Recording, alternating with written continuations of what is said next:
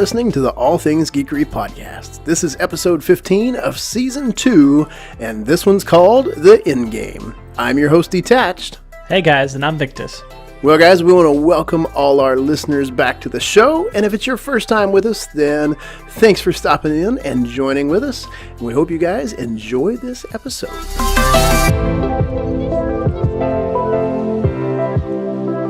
In this episode, we're going to be talking about the new trailer for the Avengers 4 film and all the hype that's along with it. And we're also going to be sharing our thoughts on Destiny 2's latest downloadable content, known as the DLC, Black Armory, and the new Dawning event that just hit.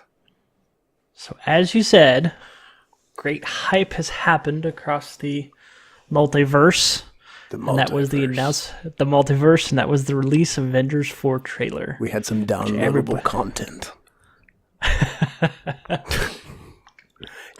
I've had about 18 cups of coffee today, absolutely no food, so you never know what I'm going to say, okay, guys? He's wired right now, just warning you guys. But yes, we'll get to the downloadable content later, talking about the trailer, which... as of its release, in 24 hours, it is the most watched movie trailer to date. In that short period of time, I think it garnered like 250 million views in just the 24 hours it released, and which, wow, first off, and it kind of tells to how much people are anticipating this next movie. You know, when I saw it, it was a YouTube thing on the phone. It came up as a notification, and I saw it, and I went, "Oh, somebody made like a fan favorite." But yeah, then right. I noticed it was from Marvel Films, and I'm like, "What?" So I jumped in, and let me tell you, the trailer basically shows us nada.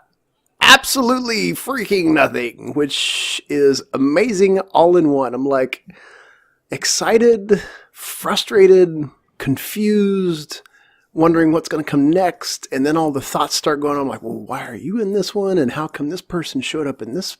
I'm like 18 miles an hour with my brain trying to figure everything out. It was an amazing trailer. They did a really good job with showing absolutely nothing, but yet all the hype was there. Well, yeah, I mean, that everybody's been waiting on the next installment, especially for how Avengers 3 ended. In that, spoiler, half the people died. And 50%. 50%.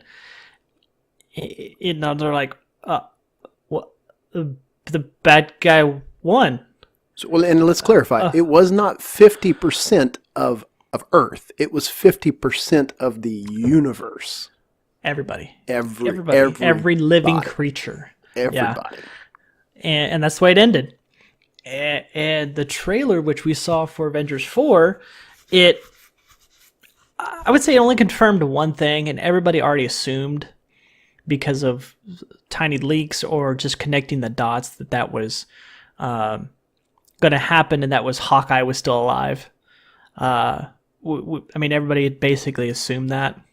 And you see that in the trailer. But besides that, it confirmed nothing extra besides what we are already left with at the end of Avengers 3. We were left with a lot of confused, broken Avengers and a Thanos who had just won. And I really love what they did with the trailer. They started out with kind of this very meek-looking situation, and you see Iron Man's helm on the floor, and you know he's giving this kind of going away love note to Pepper, saying, "Hey, you know this is it. You know, part of the journey is the end." And I love that saying. And you know, for Tony Stark to be in such a kind of bleak situation, he doesn't see how there's going to be return. And where's Nebula? Because at the end of 3, we see Nebula at the end with him, but yet he's on a ship. He's talking about water ran out 3-4 days ago. Food ran out 3-4 days ago. She's nowhere to be found. He's basically giving his death note at this point in time, and she's nowhere in the scene. Yeah, you got to wonder where she went to, and why he is by himself. I mean, who knows? It gives no indication, except for it does show a single 1 to 2 second scene of her back on Peter Quill's ship, which Iron Man is on. Shows her there walking down the hall, but that's all we see of her. So what happens to her? Maybe she tries to go get help and he's left there. You know, it doesn't tell, which doesn't say. So which is awesome, because we're left wondering why. You're left with all the different scenarios that your brain begins thinking of, which I love. That you know, I really like the nothingness that the trailer was, but all of it that it was amazing. Yeah, absolutely. I mean, they could very well be pulling a thing that they did with Avengers 3 trailers, is that they basically faked scenes that were in no way in the Infinity War movie, actually completely edited differently, so that you although conveyed the correct thought or the thought of the film and everything, there were different people in these scenes. Or one, for example, is like the very end of one of the trailers. It shows everybody running, charging ahead, and the camera's from in front of them, and you see Hulk right there in the midst of them, running with them. Great. Whereas in the actual movie, that running scene takes place, and it's not Hulk, it's Bruce Banner in the Hulkbuster armor. So, slight change there. And there's a couple other scenes that didn't either were created just for the trailer to raise the hype, or were edited completely differently when they actually happened in the movie. And people called that kind of a bait and switch, but I didn't feel any of those were wrong. No. They just, they didn't. I don't like it when people show off actual like story parts of the movie in the trailer. No, because it gives too much away. Yeah, it gives too much away, and so when you get to it, you don't have that impact of what we had in Infinity War. And so they could very well be doing the exact same thing here in some of the scenes that we saw.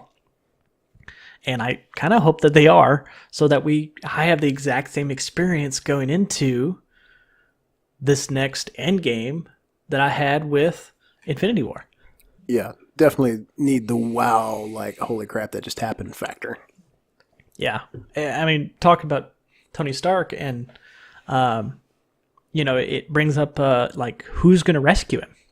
Like, who's going to be out there to try to rescue him? Well, you know my question on this.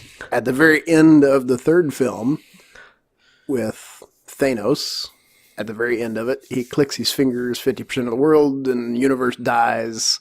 And at the very, very end of the film, if you guys know who we're talking about, then there was a page sent out to a specific Avenger that we've not seen yet. And my question was, will we see this specific soon-to-be Avenger make an appearance?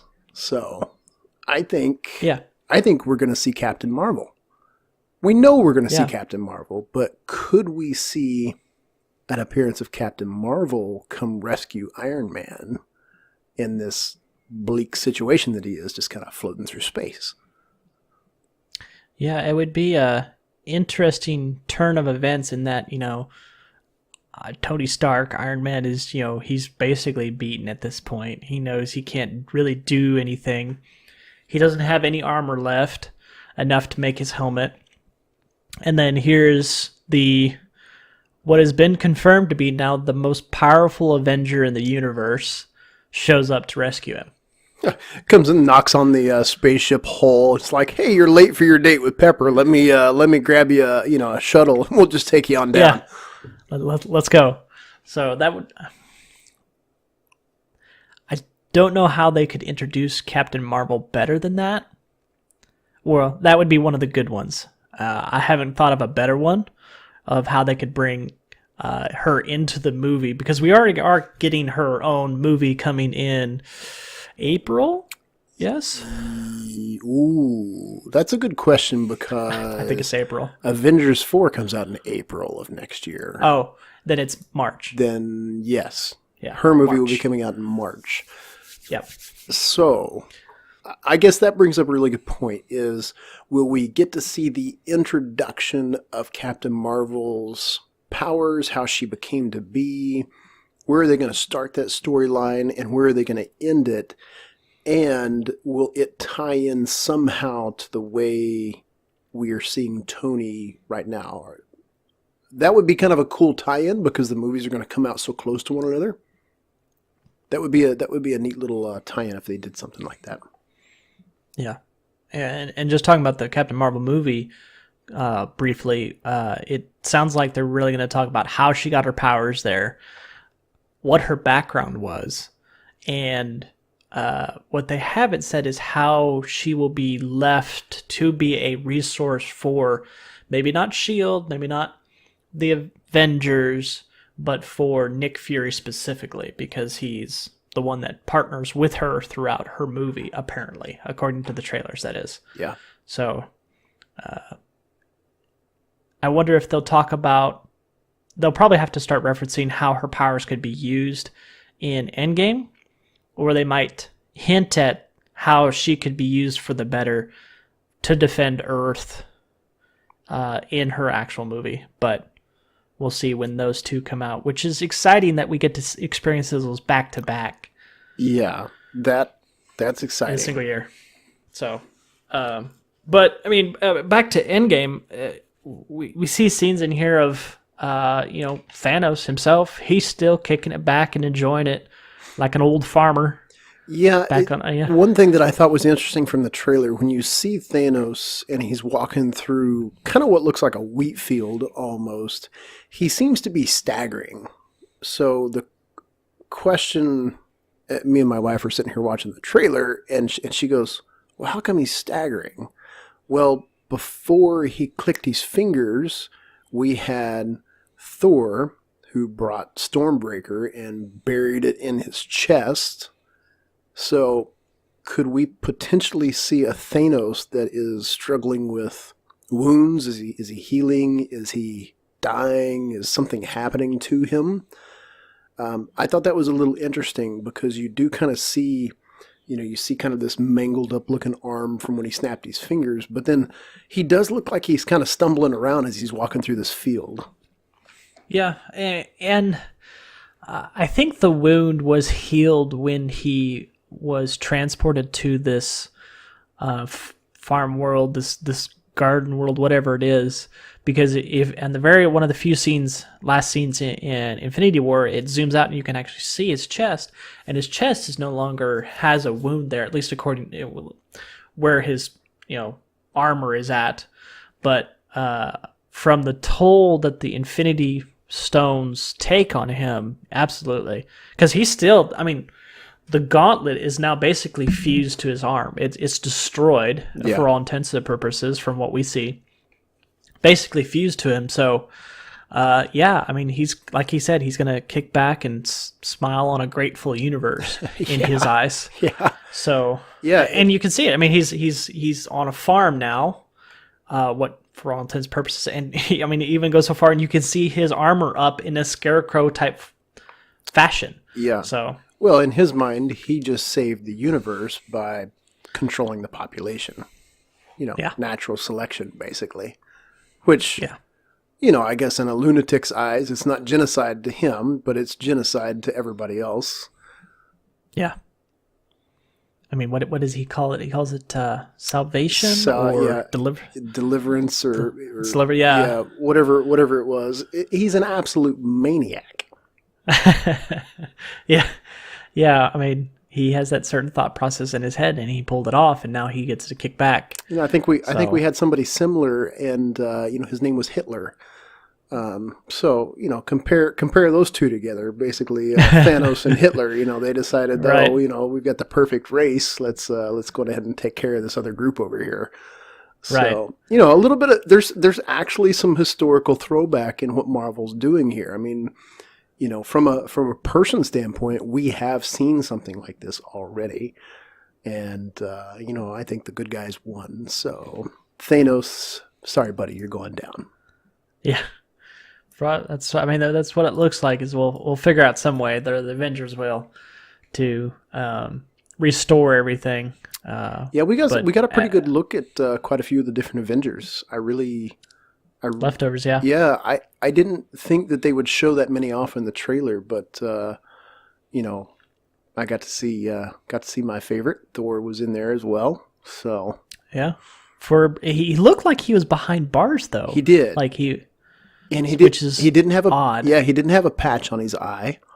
Yeah, which he got rid of that because of Rocket's eyeball. He got Rocket's eyeball, so you know I'm glad that they kind of kept things in there. And yeah, he did look like he was behind bars, so I'm curious to find out where they go with that.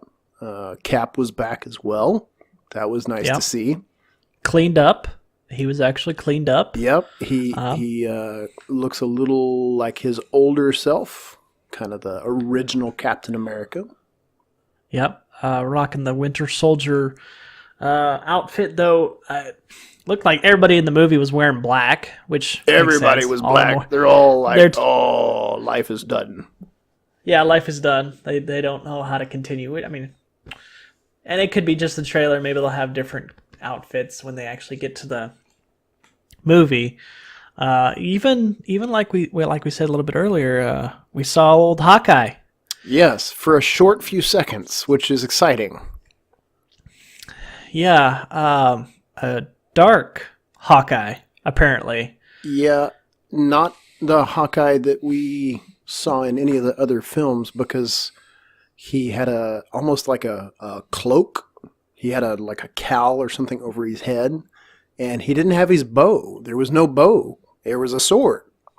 And he was standing over someone like he had just killed them. So, yeah, has Hawkeye come back as Hawkeye, or has he come back as somebody else? Is he good? Is he bad? Is he on a different team? What's up? Well, and it may actually give away to what happened to his family, because that's really, I mean, in Age of Ultron, you really kind of see what is motivating Hawkeye, and that's his family. Yes. And how it basically, his wife and kids were his foundation. So if he's out here being this vigilante and taking on the Yakuza, which is who was laying dead at his feet, apparently dead, you got to wonder if the snap affected his family, and now he's trying to find some meaning to life now. Well, and from the last time that we saw Hawkeye, you know, we got to see a glimpse of his family. And if you read through the comics and kind of the controversy that happened a little bit with Hawkeye and what was going on with the team, when Civil War happened, Hawkeye actually broke away from the group because he was tired of kind of the dismemberment that was happening with everybody. So he actually, in a sense, went rogue. Yeah. Well, and that's what people are wondering, if we'll see his alternate personality. I say alternate personality, but alternate character, Ronin. Ronin, yes. Yeah. In this specifically, because we see a sword that he's using it in this trailer instead of his trademark bow. It makes sense. So, I mean, the signs are there for it. Yeah.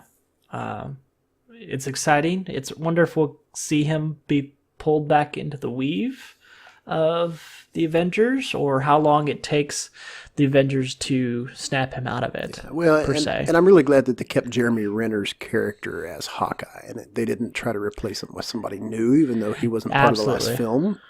We see that so many times where, you know, directors or the film companies go and find this new actor because the other one wasn't around, or maybe they were too expensive, and they stuck with their guns. And you know, Jeremy Renner is a pretty big time actor. He's been in a lot of stuff, and he plays the perfect Hawkeye. The personality, the look, the figure of him, it just fits. Yeah, agree on that. And it's this far into the storylines of every Avenger, it'd be really hard to switch out the characters. Oh yeah, for somebody. It would be a devastating kind of hit. Yeah, I mean, you look at the only two Avengers that I know of that we've had to switch out, and this was early in the MCU, was Hulk, Bruce Banner, with a new actor. He's been through 3 different switches now. 3. Only one of them was canon before. Right. The one previous to that was not. And then also Spider-Man. Spider-Man, as he's always been the same actor as part of the MCU. Right. But War Machine. Yes. Rhodey. Yeah, Rhodey. I do not remember the original actor. I do remember hearing about the controversy that came out about that. It was all around salary, and he wanted more than what Robert Downey Jr. was making because he was a better actor. And they're like, yeah, you're fired.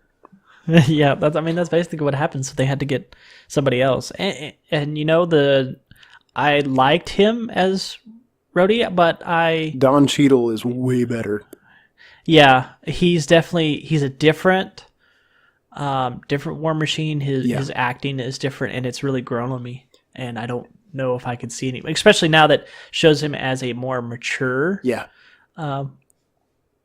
friend to Tony Stark. Yeah, so Don has a good counterbalance to Robert Downey's sarcastic humor that he has. Don has a level of that, but he also has kind of some rigidity to him because he actually plays the militaristic leader very well, and I think that counterbalances with Tony's character really, really good. Yeah. Yeah. So we'll see. He's still alive. I don't think we saw any of him in the trailer. No, we didn't. All. I don't remember seeing War Machine in there, but yes, War Machine did make it. I am curious to find out, who all they show and bring back, and we pretty much got to see everybody at the end of the movie that was still around as far as the Avengers. But who are we going to see past that? What are they going to do and bring back? Yeah. Yeah. We do know that somebody makes it out of the old quantum zone. Oh, Ant-Man. Old Ant-Man. Because that's where we apparently during the snap he got stuck in the quantum zone. We find that out in Ant-Man versus Wasp at the after credit scene. Yeah, because that happens there. Because the Avengers thought he was done for. They actually thought he was no more. Yeah, you can see it because in the trailer it shows him as missing, which they have Spider-Man, Iron Man, all the guys that they couldn't communicate with as missing. They don't know for sure that they were snapped away. But yeah, he was one. They assumed he was, we are assuming that they're assuming that he was snapped away. Yeah. So, but then at the end of the trailer, he's like, hey, remember me? Can you let me in? And, kind of like shocked look on Captain America's and Black Widow's face. Well, yeah, Cap actually had the best comeback to what he just said. He's like, is this old footage? Yeah. And Black Widow's like, no, that's the front door. Like, he's actually there. Yeah. So I hope they really do something neat on how he gets out of the quantum zone, not just that he fumbled his way out to it, or if they do and he fumbled his way out or figured out some technology to get himself back, it helps the Avengers later on, because so far the quantum zone has had a whole lot of hints at its potential to branch out the MCU in story and possible usage, but we haven't really seen it fully yet. We saw a little glimpse of it in Ant-Man, and even more so in Ant-Man and Wasp, in that they had to travel to Quantum Zone to save the Wasp's mother. Oh, yes. So, and she talked about all that was happening there, and there's like time areas where even time itself doesn't apply, and so yeah, there's basically different timelines within the quantum zone. Yeah. And that's some of the theories that the community's talking about right now. Yeah. And maybe what Doctor Strange had when he was looking at this time stone, and he, sent out and did all the different million scenarios that they could actually have. Maybe he found something in the quantum zone that would allow them to have a different timeline and go back and maybe fix some things. Who knows? I don't know. I really personally, I don't want to speculate too much because I want to go into the movie like we originally talked about. I want to be surprised, and I want to have that holy crap, this is not what I expected factor. Yes.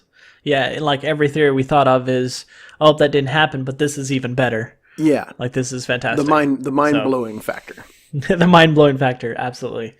So we'll look forward to that come April 2019.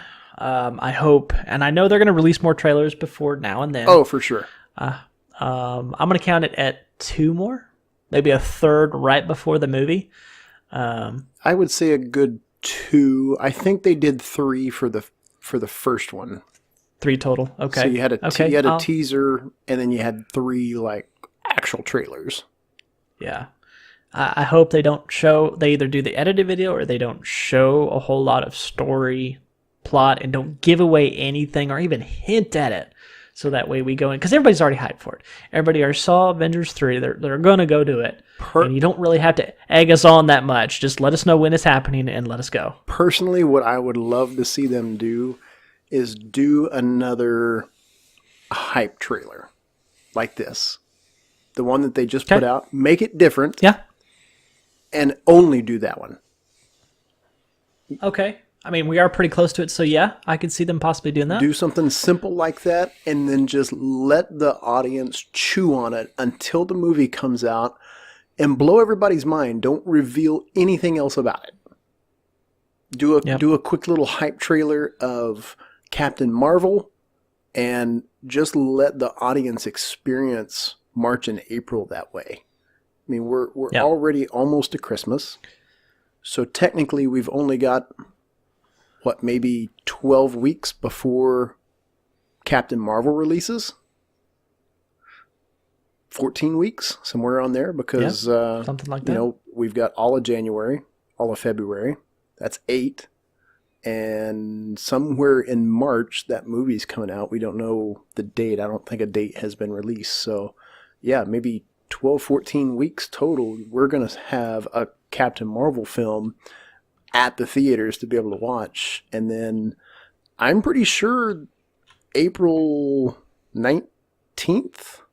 Am I thinking right? Or is it just April of 2019? So Captain Marvel's March 8th, but I think April, that sounds right. April 19th sounds right to me. April 26th. Okay, I was not way off. I was only a couple of days off. a couple days. But yeah. A couple of days, meaning 7. So, We got almost, the entirety of April to get to Endgame.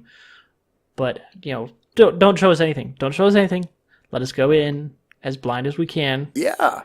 Make it exciting for us. Yeah. Keep your leaks. Keep your leaks under control. Keep your leaks. Because they will get spread over and we won't be able to help to see them because people tried to ruin that for us. Yes. But then we'll wait in great anticipation.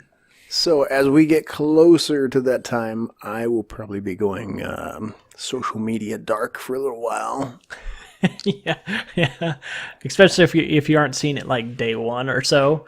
I say we're going to go social media dark, but then that kind of takes away the fun of research for doing other podcasts. So yeah, I guess being podcasters, we kind of have to be on the social media to find out what's going on. You just kind of have to ban anybody that tries to post spoilers. So don't post anything, okay, guys? Just, have fun. Just know there's a new Avengers film coming out and go, I'm going to restrain myself and we'll watch it when it comes out. Yeah. I don't know why I sounded like Christopher Walken there, but need more cowbell. Yeah. More cowbell. I told you, I'm working off like 14 cups of coffee, okay? Yes. But we'll wait with anticipation.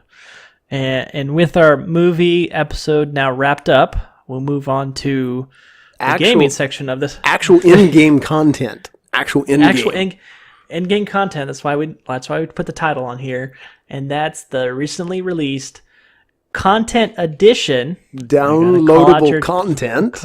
I'm going to say it in my movie room. Downloadable content.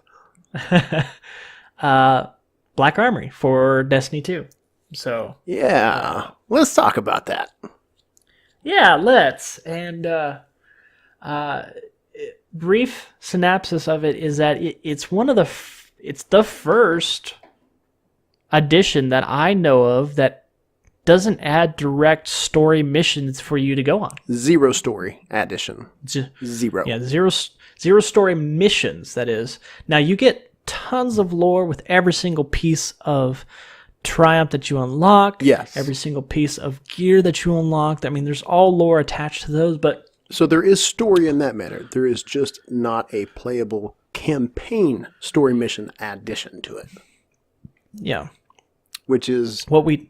unlike any other thing, because every other edition we've had has had some type of little campaign story attached to it.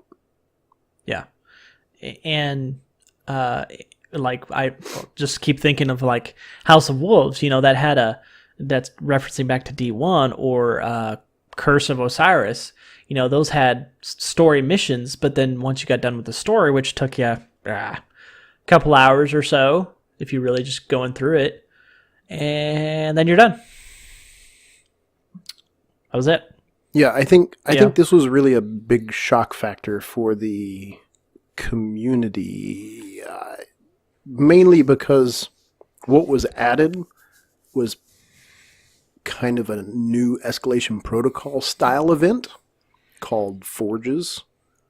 And every other event and every other DLC that we've had and every other little bit that we've had bolted onto Destiny has had day one, you jump in, you play some story, and then you've got some content to play through. This one... literally like 95% of the player population was not able to do the Forge. Yeah. Because it started at some crazy power levels. Yeah. The Forge activated at a power level that most people were not even at yet. Those that like went for... True in-gamer content players... hardcore, people that played, 10, 15, 20 hours a day and were after that in-game experience, they were there day one. They were ready to play it. Yeah. And even, when they first hit it, they were still pretty hard for them. They immediately got past the level cap that was there.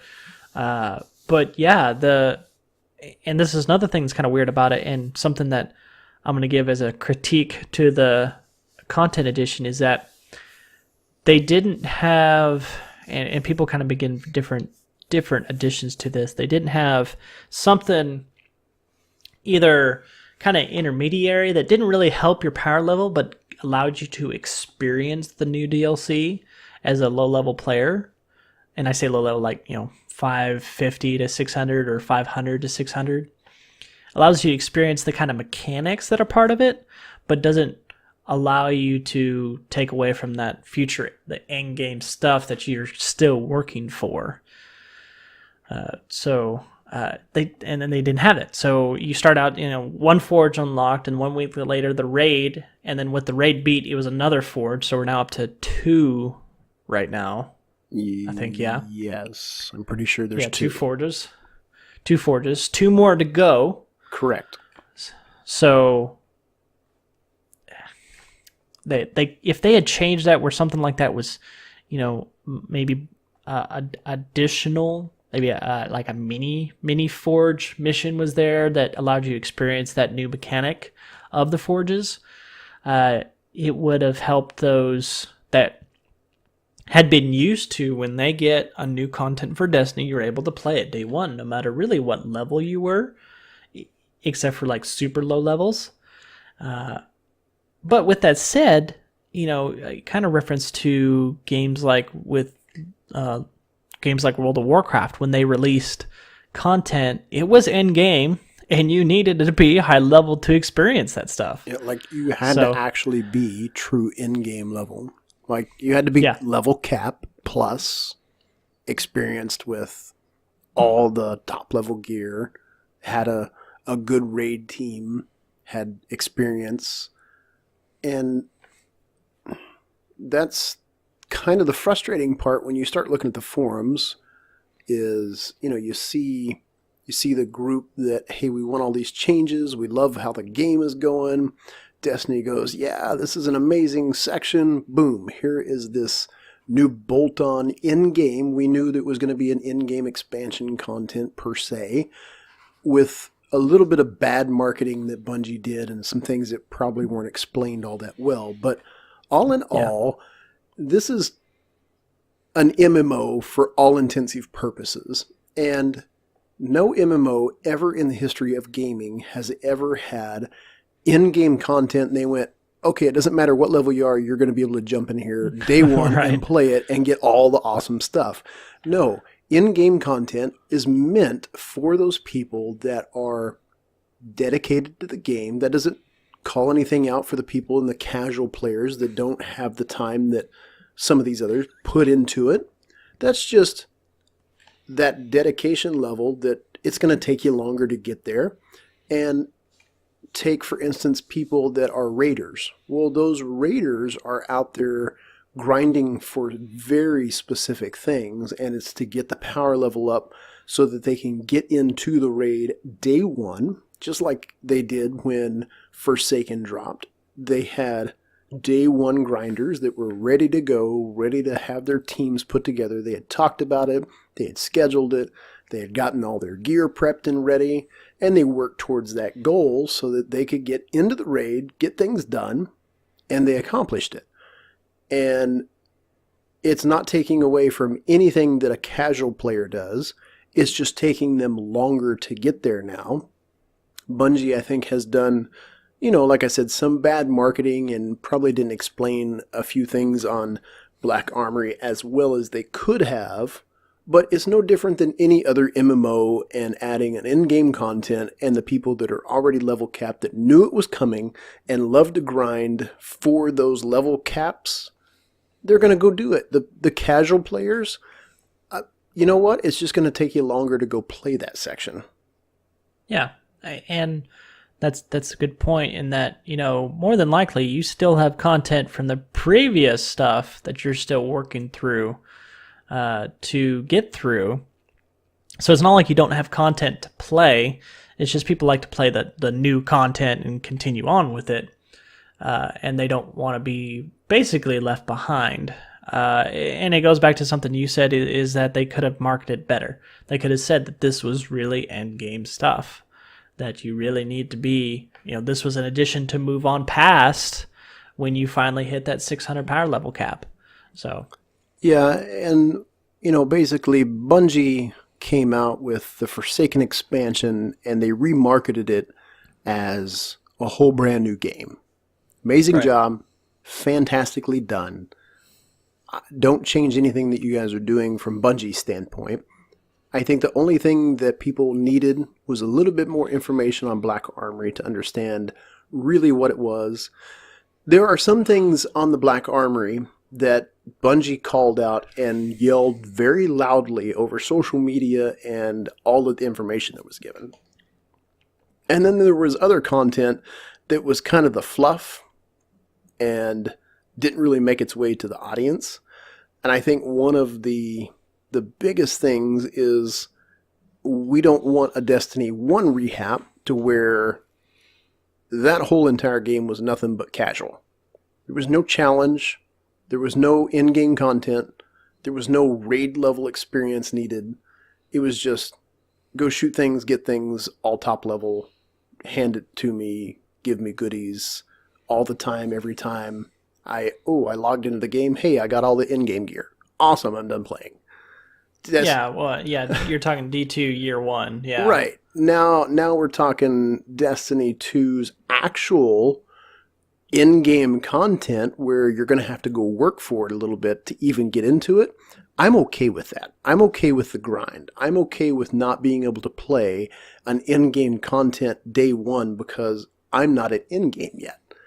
I'm still Yeah. trying to experience everything else that they've got. That's just me, though. There's other players who, like you said, they want that. Day one, I want to jump in. I want to play everything that everybody else is that day. Right. Yeah, and it goes to those that, I mean, me and you we're used to playing in MMOs, which, maybe we're leveling up a character and we're not even halfway to max level, and boom, they hit another expansion that is the next level past whatever the current max level was. And we're okay with that because we expected that. But Destiny has yet to have that experience up until now, Black Armor. So, for one, if they'd marketed for it, and maybe if they just threw a little bone out there, something just low level that they could experience the new mechanic, would have eased things over. It had a completely different reaction from the player base, from those that are voicing their opinion of that. This stuff was power leveled way too high. They needed to bring it down, etc. Yeah, maybe just a few different levels. There probably could have been some things done. Honestly, it is what it is, and I kind of like what Bungie did. Honestly, in this situation, I like the fact that we've got something that we really, if we want it, then we need to go grind for it. The only thing that I don't like is we've got in-game content. Day one, we go play a little bit of a quest for 801, and at the end of it, we go, oh, well, we're not high enough power level. We've got to go grind Right. all of the stuff that we've been doing for weeks leading up to this. That is the only call out that I've got for Bungie, is if you're going to bring something like that, then you've got to open up something of the new content to help you power level into the new content instead of playing the old previous content. Even though it's new, you shouldn't have to do the previous to level just to play day one opening content. There should be something in there that is rewarding those players for doing that content. Yeah, absolutely. Agree on that point. Or just don't even let us get the quest until we're high enough level to somewhat make a dent in it. Right, level lock it like MMOs do. I'm sorry, Yeah. you're not high enough level. You'll have to be level such and such to even open this quest or pick it up. Yeah. Yeah. But so a little misstep there, but the content as far as from the forges to the story that's been released, it's been good. It's not like Forsaken great, but it's been good. It's not a dud. Even the raid itself, when you talk about the next piece of it, the raid is well done in how it's put together and built. It's again, it's not Last Wish level, but that's because it's not a full raid as well. It's not a raid lair either, and it does have multiple instances, but because of all the unique mechanics in there, it's really cool, and it calls back to what we experienced like in the D1 Wrath of the Machine. Yeah, I've heard really good things about the raid. One, the mechanics. I've heard the mechanics system is really good, and I've heard the just overall fun level of the raid. Like, it's a fun raid to go play. I think with bringing the raid a little back into Destiny 1's era with some of the heavier mechanic base. So it's not a let's go burn this boss down, but let's figure out this mechanic to go into the next stage, like Wrath of the Machine. Wrath of the Machine was one of my favorite raids of all time. So I think, that really kind of hit home with a lot of the player base that's been able to do it so far. They got to see something they could, as a team, work together for, instead of let's drop 15 different bosses on us. Let's go figure out these mechanics together. That was kind of cool to see. Yeah, and I mean, besides the mechanics of the raid itself and how well that was done, talking about those that were trying to go for like world first or anything like that, I wonder if there can be different, they could try to deploy it differently. Now, since this edition, they released the raid pretty early in the edition of this content. They only released it was like 3 the days. next week. Yeah, it was like 3 or 4 days after. Yeah. So, it allowed you, it allowed a very short period of time for people to level up. But even still, some people were hitting max level, I think, going into that raid. So there wasn't a whole lot of delta there. So as far as like being at a power delta compared to the enemies you're fighting, you're really only fighting the mechanics itself. People could deal with the monsters for the most part for those that actually grinded it out. But there's been a couple theories going out there, and one I kind of agree with, though it has some downsides, is that you allow a part of the level cap to happen up to a certain point, like maybe like plus 25 to your power level. But then when the raid hits, that's when you can actually go to the then plus 50 total of that new additional content allows you to go to. That way, you can still kind of have a power delta, and there's that extra challenge on top of that, and it kind of still keeps everybody at a same level, per se. You can't go past this, but it still allows people to like save up their, say they already hit that max and they have a whole bunch of unlockable for power that they're just kind of sitting and waiting on until it allows them to unlock it and pop, get the armor. Well, there they go. They're an extra 10 levels higher because they've been saving these rewards and everything in their bank. So you do have that. There's not a whole lot of people that have been consistently getting world first that have employed that type of technique. So whether it's actually a proven advantage, it's not. They're beating it within the first day or so, yes, but it's not really getting them advantage over the people that really are doing well at getting the first top 5 or so in world first.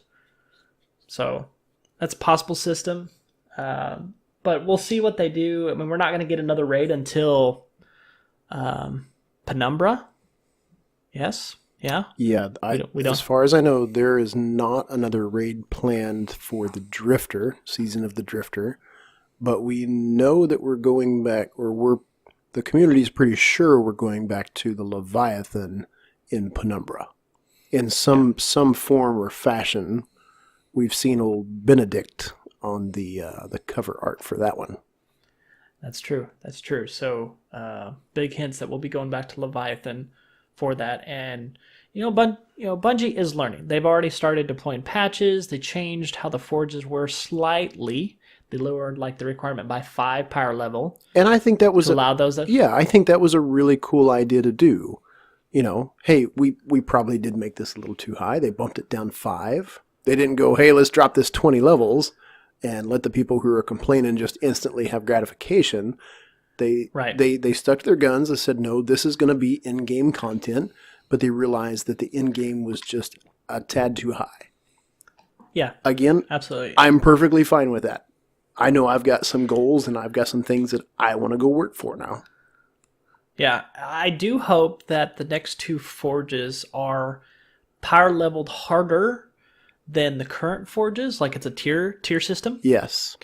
What I hope is like the 3rd forge is at or near max power level to, kind of recommended. Maybe it's like a recommended 640, but if you really want to have a good time playing it, you got to be 650. Yeah. And then the 4th forge, that one's like, there's 660 monsters in there. Right. There are mobs in there shooting you. 670, possibly. 660, 665. Which it's going to be hard. Yeah, it should be hard. And I think it should be. I think it should be a challenge for the people who are already experienced, and there should be kind of a learning curve for that progression as the people that are trying to learn those can power level and they can kind of get their power level up to the needed area, and once they get up there, they can begin learning those mechanics and learning how to talk with their team members, because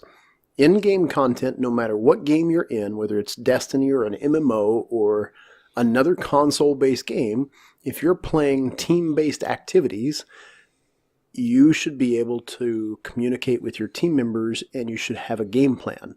It shouldn't be run-of-the-bout, and you shouldn't just, oh, this new content's open, let's jump in at 11 o'clock at night and go raid.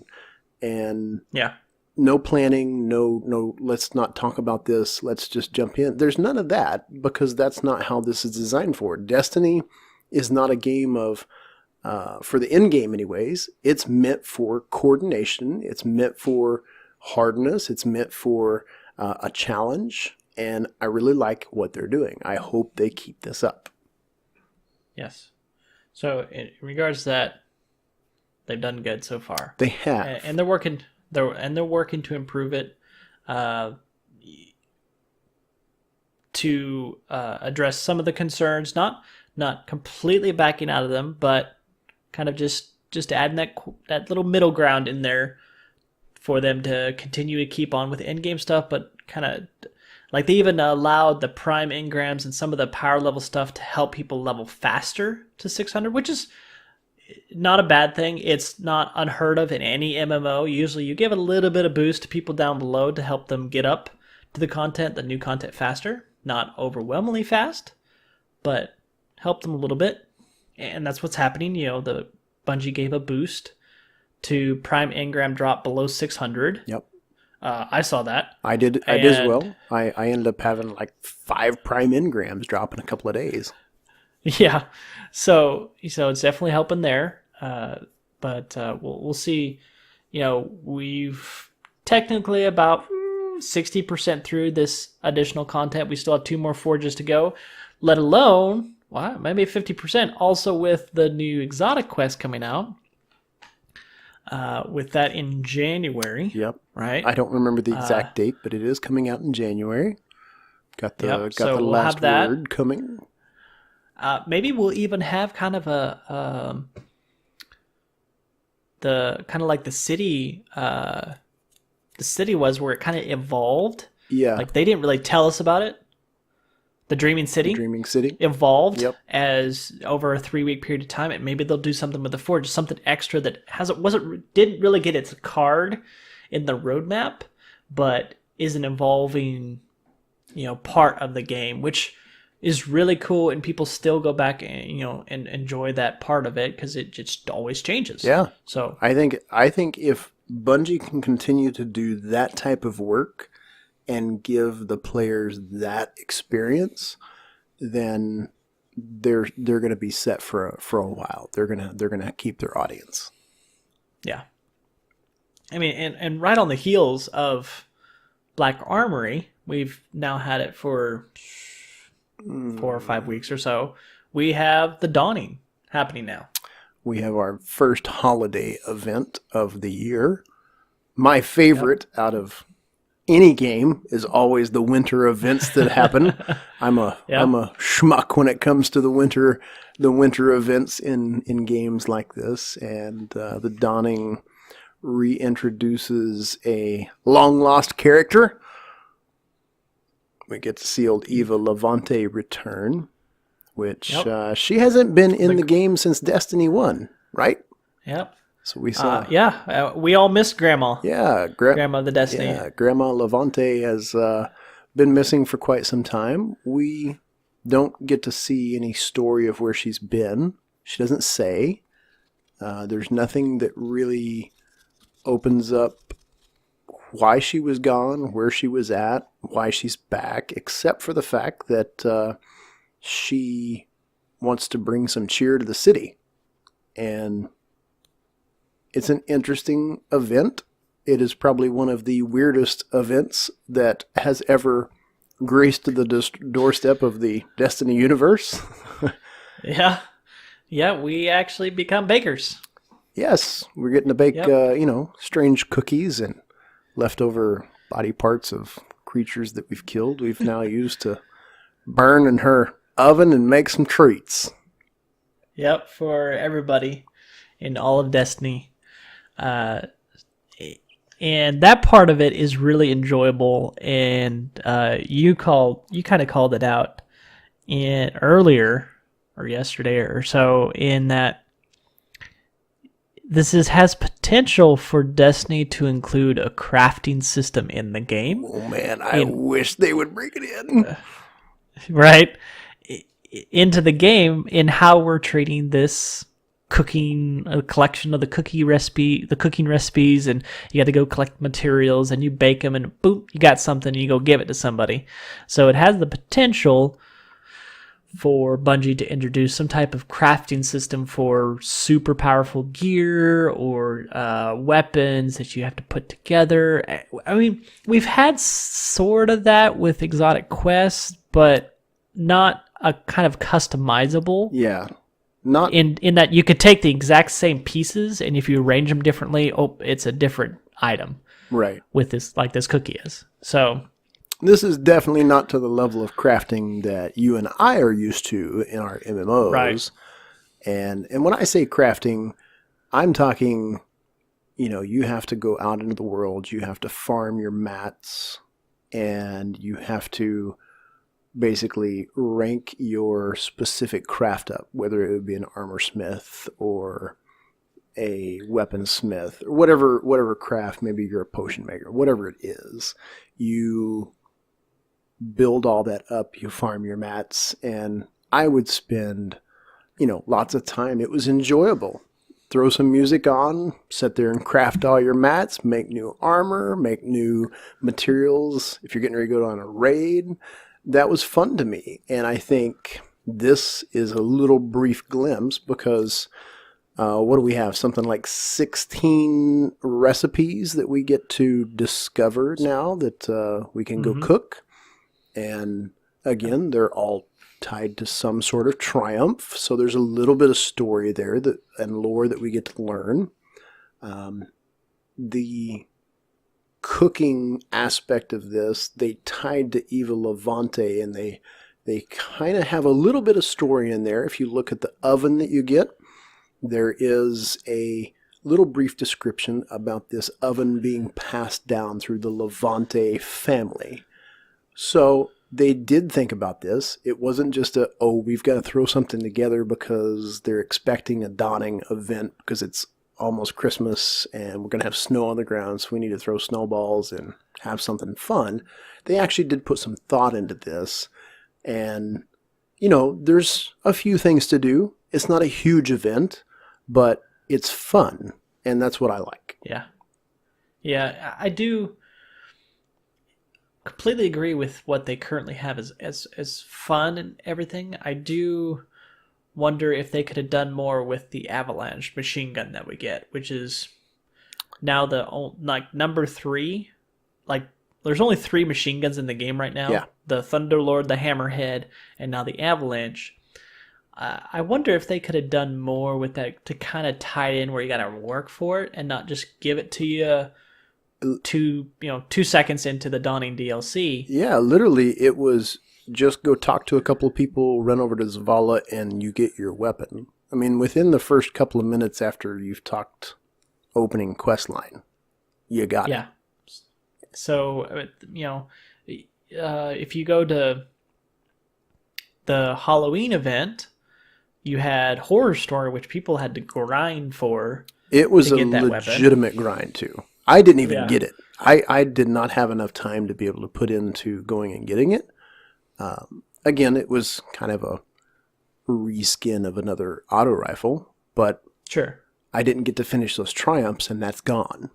So yeah, that was the piece that I kind of wanted, was the story behind it. Yeah, and we say that about the weapon, and that's just because so we could have a really cool weapon, and its mechanics and everything. But we do have this exotic sparrow that we kind of grind for, and then finally get to unlock, and then realize we can add more stuff to it by grinding even more. Yeah. So, as part of the Dawning event, how it's supposed to be just fun and cheerful, and you got to cook goods for everybody. I get it. It makes sense to have something that's part of that spirit. to unlock, and to that you kind of continually cook cookies and brownies and cakes for everybody. So we'll see if there's anything more. I don't think there is. I think they just released everything now for the Dawning. Yeah. But I mean, I'm gonna grind for that, get that fully unlocked, and dropping presents everywhere for that exotic sparrow. So That exotic sparrow is pretty sweet. So I finished the first portion of the quest. I got it unlocked. Now I've got to go finish all the grindy cooking tasks to open up the specific lines for all the equipable traits on the sparrow. Yeah, which kind of wrap up here. It is a good call out to what we saw in Age of Triumph with this exotic sparrow, in that an item, a gear, a weapon, or a armor piece that you get unlocked, you see it, but to really unlock its full potential, you gotta go do X, Y, and Z, and that X, Y, and Z is a grind to do. Yeah. But once you unlock it, it's worth it. We could start seeing. I hope we start seeing gear like that, weapons like that, more items like that. That not a lot, and they really have to be special. It's special for sure. That you the special for sure. But that once you get them unlocked, and you really modify them or unlock their full potential, you get to show them off. You're like, yeah, look what I did. Yeah, because it's right something here. you actually worked for, and you put the time in for it. And I think, that perfect example, that exotic sparrow that we've got, I think that's a perfect example of something that nothing else in the game looks like it right now. Yeah, for sure. Absolutely nothing. It's probably the coolest sparrow I've got in my, inventory. And I was driving around on it, and there's tons of stuff that you can still unlock on it. So even people that maybe they don't have all the time to go grind for the full aspect of what can be added to the sparrow, maybe just doing the first few bits of the cooking quest, they can still get it and they can still access it. So I think Bungie's doing a good job of looking at both sides of the casual and the people who can go grind. Yeah, completely agree. If you want it, you just gotta just a little bit of grind. Okay, here you go. You get to experience the little piece of the pie. But if you really want the rest, well, here you go. Unlock its full thing. I mean, it goes right back. Age of Triumph armor, that you got it unlocked, but if you wanted to unlock the chroma for it, here you go. Got to go do these things. That was the most ridiculous grind in this game ever. Yeah, it was really quite the challenge. It was. To get up to that level, and let alone unlock the next step to it and get that chroma unlocked for it. So yeah, it was definitely a challenge. But we'll continue to experience Dawning. We'll level up some more in Black Armory, and we'll see what is in store as they unlock the next two forges. We get to that exotic quest, which I pray and hope is a good story. It takes some time, takes some grinding to do, and it really kind of is a capstone on Black Armory going into then the Drifter's Wild. Yeah, definitely exciting. Joker's Wild. Definitely exciting time. I think the season of the Drifter is going to be really good. I'm really excited that we get to see some history of the game with this one. Black Armory is bringing these old, lost pre-Golden Age weapons, and I think it's a cool little piece to the story. So still lots to come. I think we are just touching as to what Bungie really has in store. I think we're just touching the surface, so very excited. Yeah. Same here. Can't wait to see experience all of Black Armor myself, but then also see what other extra story we have to experience, because Black Armory is not done. No. It is still releasing stuff. Yep. Drip feed. Excited. Drip feed. And absolutely. I told you come about midnight, I was going to be fading. And we're about 5 minutes from that. And my body is going, you know what? I think it's about pumpkin time. So with that, ladies and gentlemen, I think we're going to close the show down. And I just want to say thank you to all our listeners. You guys really do make this show. And just a big thank you for your guys' support. You guys rock. Absolutely. Absolutely. We make this, we get on here because we enjoy talking, but also we create the content for you to listen to. And, you know, if you enjoyed this episode, you can be sure to stop by and check us out on iTunes, Spotify, or we have our website at allthingsgeekery.com. Don't forget to subscribe. That way you can keep up when we release our podcast every other Monday. And drop us a review to let us know how we're doing.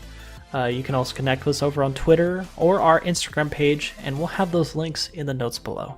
And if you guys have any specific topics you guys would like to look at or discuss or talk about in future episodes, you guys can email those to us at podcastatg@gmail.com.